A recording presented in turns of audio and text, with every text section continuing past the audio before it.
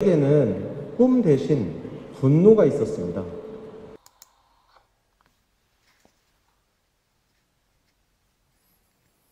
분노는 나의 원동력이었다. 자, 우리 한번 생각을 해보죠.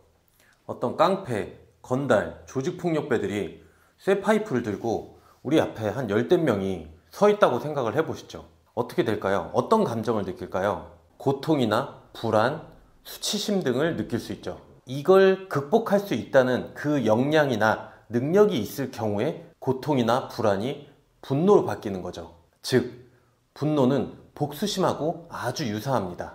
분노하기 위한 조건은 역량이에요. 어떤 고통을 느꼈을 때 역량이 있다면 고통이, 불안이, 분노가 되는 겁니다.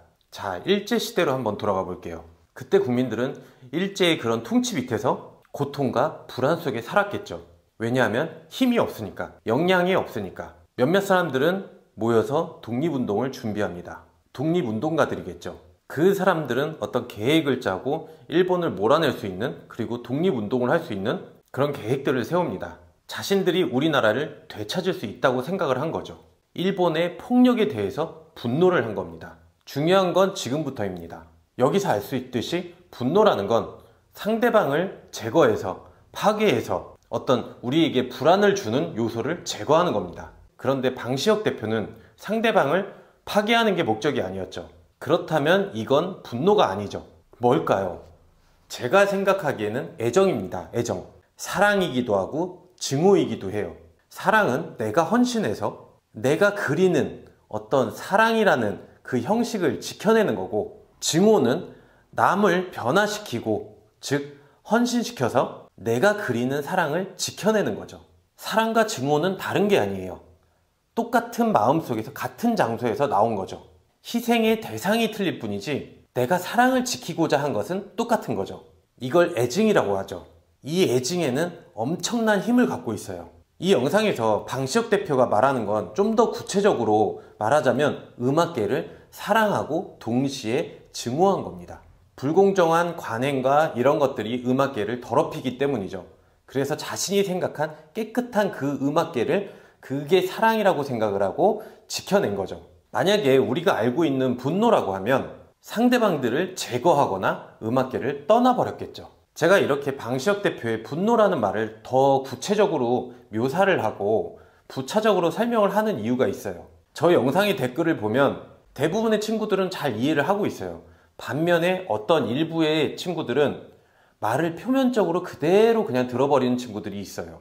이런 현상을 우리는 자기계발이나 동기부여 영상에서 자주 볼 수가 있어요. 아주 교묘하게 악용을 하고 있는 거죠. 왜냐?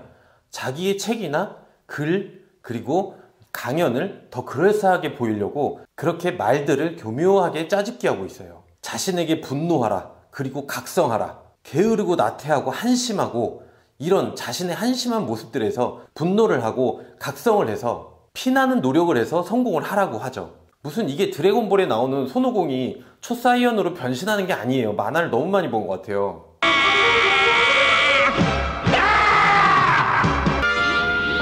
그리고 20대 청년들 중에서는 그 말을 좀 절박한 친구들은 그걸 따라 하려고 해요. 자기계발 강사들이나 글쓴이들이 이 말의 개념들을 정확히 모르면서 젊은 청춘들을 교묘하게 이상한 방향으로 이끌어 가고 있는 거죠. 자신의 돈벌이를 목적으로. 저는 그런 강연이라고 무조건 좋은 게 아니라 비판을 하면서 들어보라고 하고 싶어요. 스토아 철학자의 그 세네카라는 분이 이런 말을 했어요. 분노를 한다는 건 성 밖의 적들에게, 이 성을 공격하려는 적들에게 성문을 열어주는 거나 마찬가지라고. 그러면 어떻게 될까요? 성이 함락되는 거는 시간 문제예요. 마찬가지로 우리가 분노를 하게 된다면 우리의 감정들은, 온 몸은 분노로 휩싸이는 건 시간 문제예요. 그렇게 된다면 이 성은 사라지고 분별력은 뚝 떨어지게 돼 있죠. UFC 같은 격투기 영상을 한번 보세요. 분노로 싸우는 격투가들은 없어요. 이성적으로 상대방의 전술이나 전략 등을 분석해서 이성적으로 싸우지. 자, 성공을 하기 위해서 그러면은 어떻게 해야 될까요? 제가 다른 각도를 한번 보여드릴게요. 분노, 각성, 분투, 이런 것들이 아니라 오히려 그 반대인 감정의 절제가 필요하다고 볼 수 있어요. 왜냐? 돈을 많이 벌기 위해서는, 그리고 또 승진을 하기 위해서는 많은 인간관계에서 불편함을 겪어내야 돼요. 그런 불편함을 겪을 수밖에 없어요. 이런 것들을 극복한 결과가 돈을 많이 벌거나 승진을 하는 결과죠. 뻔뻔함도 있어야 되고, 남을 밀어낼 줄 알아야 되고, 자기 순번이 아닌데 자기가 승진이 됐다고 하면 뻔뻔해지기도 해야 되겠죠. 그리고 보통 인간들이 가지고 들어갈 그런 감정들도 다 포함돼요. 감정이 없다거나 공감 능력이 없다거나 이런 일반 사람들이 느낄 만한 그런 것과는 다른 어떤 포인트에서 이런 감정을 느껴야만 되는 거 아닌가? 이런 경우, 그런 것들을 느끼지 못하는 게 사이코패스의 특성이죠. 오직 자기 자신의 목표를 위한 그런 냉혈 동물이죠. 실제로 미국에서 부자나 어떤 정치인들, 잘 나간다는 사람들, 이런 사람들의 성향을 조사해보면 사이코패스의 성향이 두드러진다고 해요.